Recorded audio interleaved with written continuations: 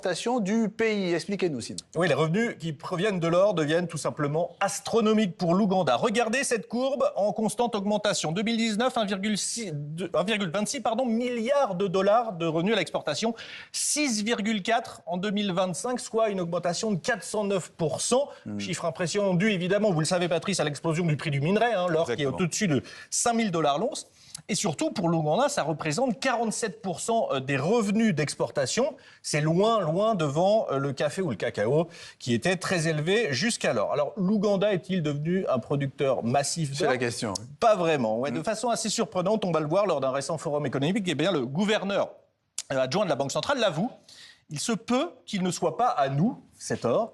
Alors, à qui est-il ? Eh bien, l'Ouganda, qui n'a pas développé des dizaines de mines sur son territoire en quelques années, il profite tout simplement du trafic dans les pays voisins.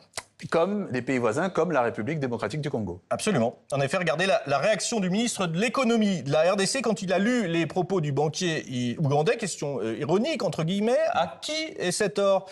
C'est à eux, aux Congolais. On va regarder la carte pour mieux comprendre, Patrice, ce qu'on peut appeler une économie de prédation qui finance directement le chaos armé dans cette région de RDC. La RDC a une frontière avec l'Ouganda sur les zones de l'Ituri et du Nord Kivu. Ce sont des zones aurifères majeures avec des mines artisanales et surtout beaucoup de groupes armés.